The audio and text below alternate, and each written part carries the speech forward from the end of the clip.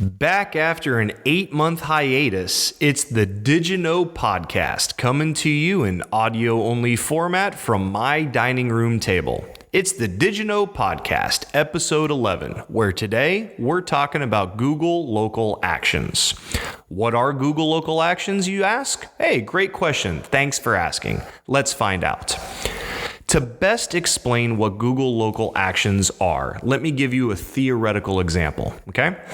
Let's pretend you're a business. In this case, you're a car dealership because, after all, at Chumney & Associates, all of our clients are car dealers, and so that's what we're going to talk about. So you're a car dealership, okay? And what's happening is there is a customer that is within 10 miles of your store, and they are on their mobile device. And on their mobile device, they are searching Google for one of your competitors, or maybe just generically searching for dealerships nearby, okay? Obviously, in that scenario, when this person is searching for one of your competitors, Google is going to serve them the Google My Business listing for that dealership. There's no way around that. But if you are a local actions advertiser, okay, Google is also going to push to that mobile device an ad for your store that appears right smack dab in the middle of the Google My Business listing for that competitor. And not only that, these aren't just any normal Google ads, okay? These ads look and smell and taste and feel and function very much like a Google My Business listing, but they're actually ads, all right?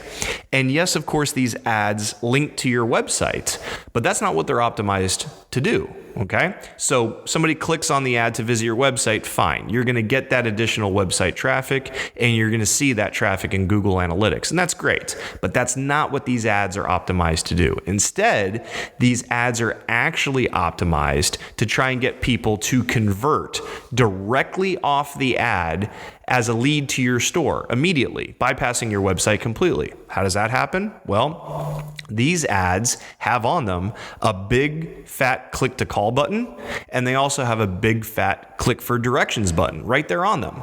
And because these are mobile device only ads, then obviously if somebody presses the click to call button, boom, they've called your store right then and there directly, and it is an automatic lead to your store converting directly off the ad. Or if they click the directions button, then that's going to open up Google Maps right there on their smartphone, and it's going to immediately give them directions to your store. And because they're only 10 miles away or less, there's a decent likelihood they'll make the drive to the store. As a matter of fact, I would argue, why would anybody click on a directions button if they weren't intending to go to your store? So it's a beautiful thing because not only these ads mobile device specific, but they're also automatically served across multiple Google platforms. They simultaneously are served across Google Paid Search, Google Display, YouTube, okay, and Google Maps, okay, all at the same time. So you don't have to pick and choose about, do I want it to be served here or there? Google will just as equally show these local actions ads on paid search, display, Google Maps, or YouTube. And it's really just dependent upon which one of those platforms the customer is using when they are doing their searches for your competitor on their mobile device within 10 miles of your store. Does that make sense so far? I hope it does. So it's a wonderful, wonderful, wonderful thing because now, in addition to getting more traffic to your website from Google advertising like you're used to, now we actually have a way to get direct lead conversions directly off the ad to your store in the form of the click to call function or the click for directions function. Okay. And you're going to see all this in the reporting as well. When you look in Google Analytics at your local actions reporting, you're going to see impressions like you're used to seeing. Okay. You're going to see spend like you're used to seeing. You're going to see clicks to your website like you're used to seeing, but you're also going to see some additional things you might not be used to seeing. You're going to see engagements with the ad. In other words, how often was the ad maximized or minimized? How often was the video viewed? How often was the ad actually read? In other words, did these people interact and engage with the ad? Okay, that's something you might not be used to seeing.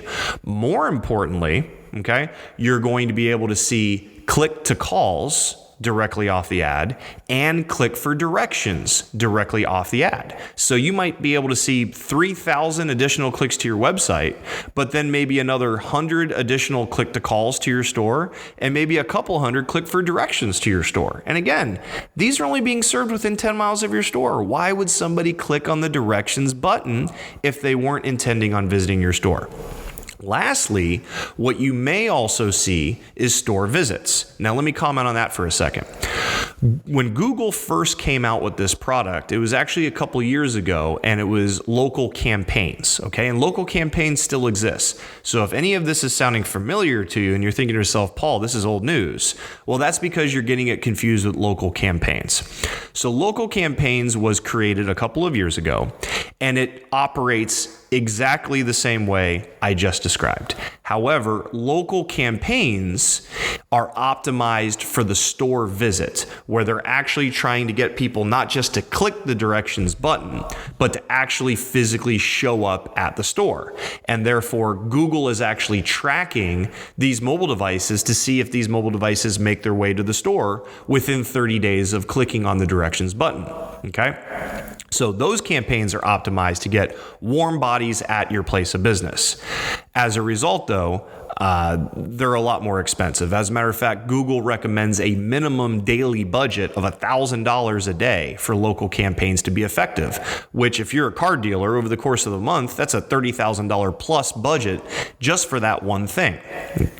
Local actions, however, is cheaper because they are not optimized for the store visit. They're instead optimized for click to call and click for directions, as I've already described. So it costs money, but it doesn't cost nearly as much money to be effective when you're trying to drive the call or the direction, not necessarily the store visit. That's why local actions can be great for single point businesses, especially car dealerships. And that's why we at Chumney & Associates are big on this and are active in this right now and are actually one of the first to market for this right now. But here's where we can take it a step further. Google normally does not report on store visits with local actions because they're not optimized for that, as I just said. However, because yours truly is a master negotiator, I've been able to work out a way, we'll say, with Google where they will actually include store visits with the local actions reporting, so long as your place of business, your car dealership, is eligible for store visit reporting in the first place. So let me be clear on this. Normally, if you're running local actions, you're going to see the click to call, you're going to see the click for directions, but you're not going to see actual store visit reporting within Google Analytics. But with Chumney & Associates, if you're one of our clients, you will actually get store visit reporting with your local actions campaigns because I don't know, I guess I feel like I do a pretty good job when working out new products for my clients. And you might not get that from another agency that also handles car dealers the way we do. So if you didn't know about local actions before, now you do. And again, we're talking car dealers because we're an automotive advertising agency, but this applies to any local business. If you're a local dry cleaner, a local deli, maybe you're still a local bank that's maybe a local bank or a regional bank or just anything that's a local business. I don't want to say small business, but a local business, not a big box store, not a big corporate entity. Local actions is a great way to make sure that you are on the shopping list and you are being served as a second option for the customer to consider when that customer is intentionally searching for one of your competitors while they're within 10 miles of your store. It's a wonderful thing, okay? So if you didn't know about it before, now you do. Hopefully this made sense. If you're interested in learning more, please visit chumneyads.com. Shoot us an email. I'll receive it. I'll be happy to follow back with you and explain in more detail, especially if you're a car dealership and you're looking for something new and exciting in the new year to try and drive more traffic and more business to your store, okay?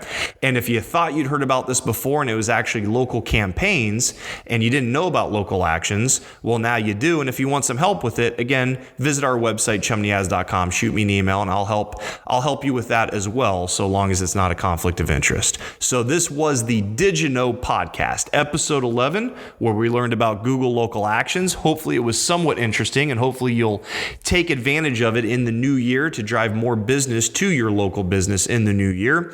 Be sure to follow us at Chumney_ads, at Paul M. Harvey 14. It's the DigiKnow Podcast, episode 11 about Google local actions. If you didn't know about it before, now you do. Thanks for listening. We'll check you out next time.